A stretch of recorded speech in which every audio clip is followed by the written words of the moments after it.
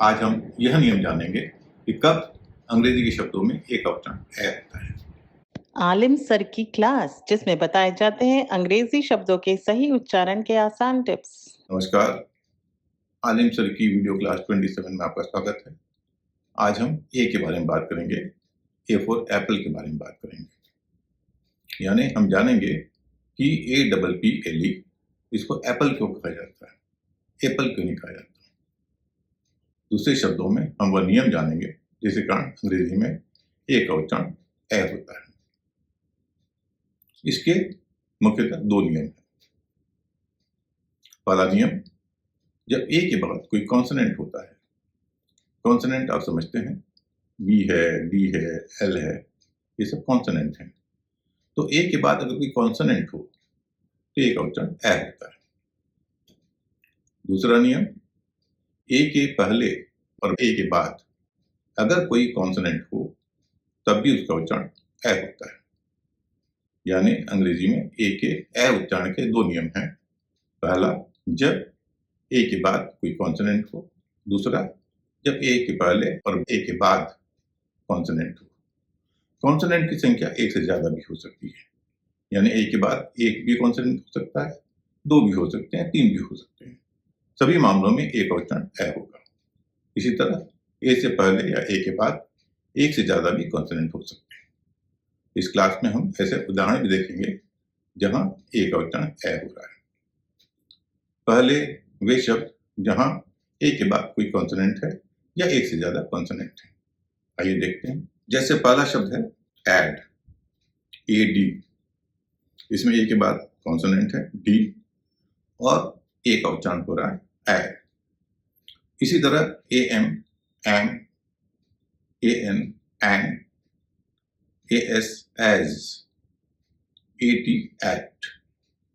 इन सब में ए के बाद एक कॉन्सोनेंट है और ए का उच्चारण हो रहा है ए। अब हम ऐसे शब्द देखते हैं जहां पर ए के बाद एक से अधिक कॉन्सोनेंट है। जैसे ACT, एक्ट, एक्ट नहीं होगा, एक्ट। ADD, जोड़ना, एड न कि add. AND, and, ANT, and. APP, app. WhatsApp में जो ऐप है उसका उच्चारण ऐप होगा, एप नहीं होगा, न कि अप होगा। कई लोग व्हाट्सएप को व्हाट्सएप कहते हैं। S, angst.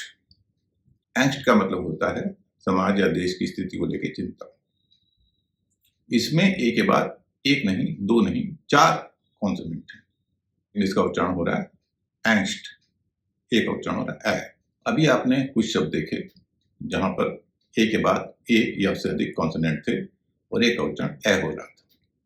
लेकिन ऐसे कुछ शब्द हैं जहां पर इसी तरह का पैटर्न है, ए के बाद कोई कॉन्सोनेंट है लेकिन उच्चारण ए नहीं हो रहा, कुछ और हो रहा है। जैसे ALL, ऑल, यहाँ ए का उच्चारण ओ हो रहा है। इसी तरह ASK, यहाँ उच्चारण उसका होना चाहिए एस्क, लेकिन आस्क हो रहा है। ऐसा क्यों हो रहा है इसके बारे में हम जानेंगे अगली क्लास में, जब हम आ और ओ उच्चारण के बारे में बात करेंगे। अब हम दूसरा नियम समझते हैं। जब ए का उच्चारण ए होता है, यानी जब ए के पहले और बाद में कॉन्सोनेंट होते हैं। जैसा कि पहले बताया, कॉन्सोनेंट की संख्या एक से ज्यादा भी हो सकती है। आइए कुछ शब्द देखते हैं। पहला शब्द है मैन, MN, मैन। मैन में ए से पहले कॉन्सोनेंट है एम, ए के बाद कॉन्सोनेंट है एन, मैन।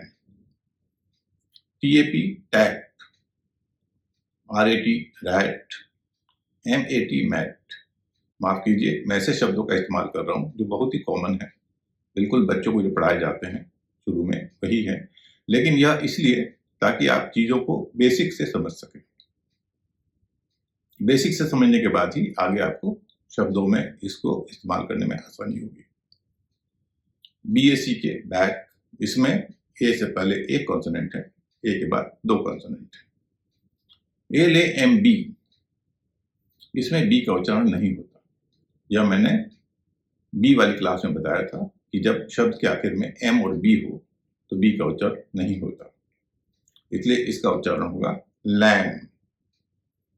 PLAN, कई लोग उसे प्लान करते हैं, इसका सही उच्चारण है प्लान। क्यों? क्योंकि ए के पहले दो कॉन्सोनेंट हैं, ए के बाद एक कॉन्सोनेंट है। BLACK, इसमें ए से पहले दो कॉन्सोनेंट हैं, ए के बाद दो कॉन्सोनेंट है। ब्लैक, स्नैक, SNACK, नाश्ता, स्नैक। स्नैक और स्नेक दोनों की स्पेलिंग में अंतर है। स्नेक की स्पेलिंग का पैटर्न हम आगे डिस्कस करेंगे। आज जो डिस्कस कर रहे हैं उसमें SNACK, जिसमें बीच में ए है और बाद में और पहले कॉन्सोनेंट है, इसीलिए यहां पर ए का उच्चारण ए हो रहा है। क्रैक, बैच, BATCH, इसका उच्चारण बैच क्यों होगा आप समझ गए होंगे, क्योंकि ए के पहले बी है, एक कॉन्सोनेंट है, और ए के बाद TCH, यानी तीन कॉन्सोनेंट है। तो ये सारे शब्द हुए थे जहां पर ए बीच में है, उसके आसपास कॉन्सोनेंट है, कॉन्सोनेंट की संख्या घट बढ़ सकती है। यहाँ हर जगह उसका उच्चारण ए हो रहा है। अभी आपने जो दो तरह के शब्द देखे उनमें आपको दो तरह के पैटर्न दिखे होंगे। पहला पैटर्न है AC का, यानी ए और ए के बाद कॉन्सोनेंट AC। उसी तरह दूसरा पैटर्न है CAC का, जिसमें पहला C पहले कॉन्सोनेंट के लिए, दूसरा C दूसरे कॉन्सोनेंट के लिए।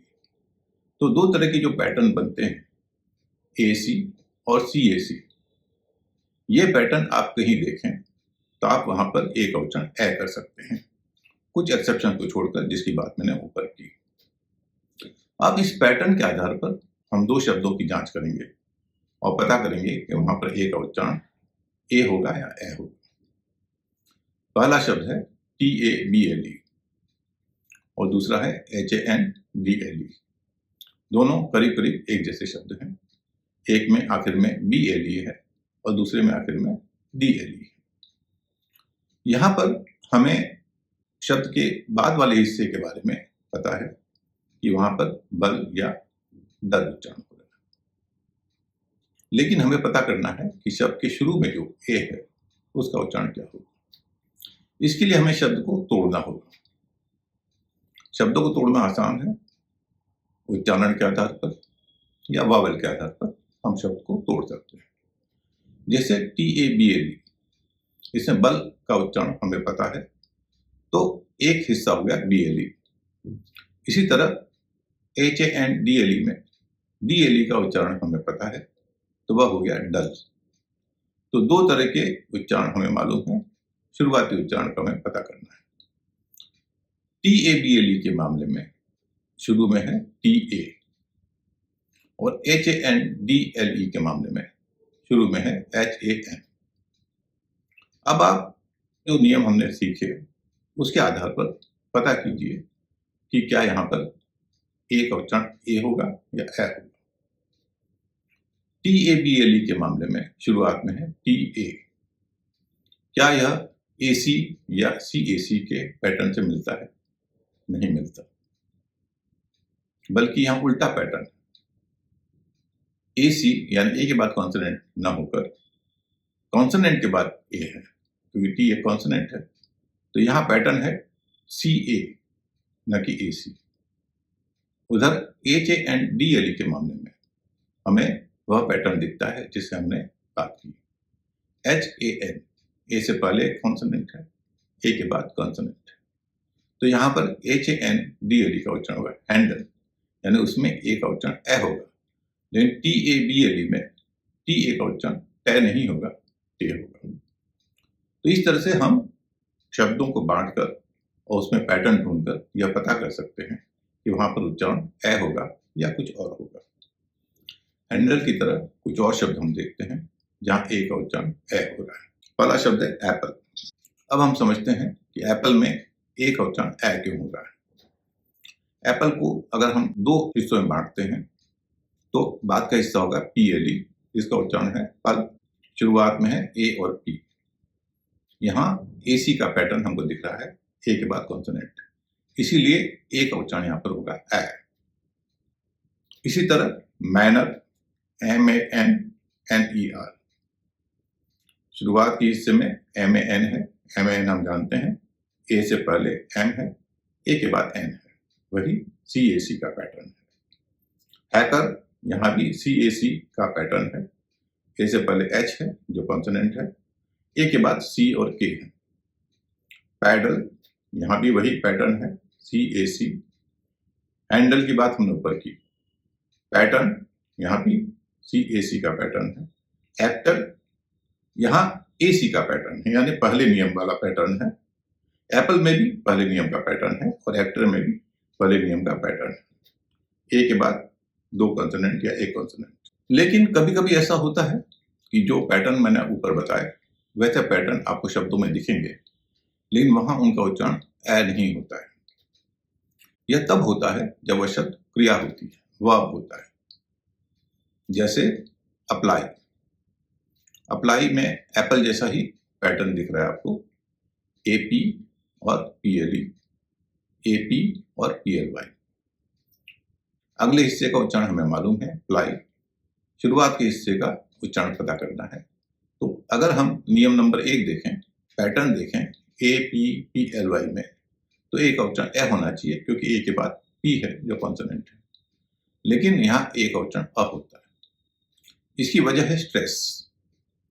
स्ट्रेस पर हम अभी बात नहीं कर रहे हैं, आगे करेंगे। आप बस ये समझ लीजिए कि अगर ऐसा पैटर्न किसी शब्द में दिखे जो क्रिया है, जो वर्ब है, तो वहां पर ए का उच्चारण ए नहीं करना है, अ करना है।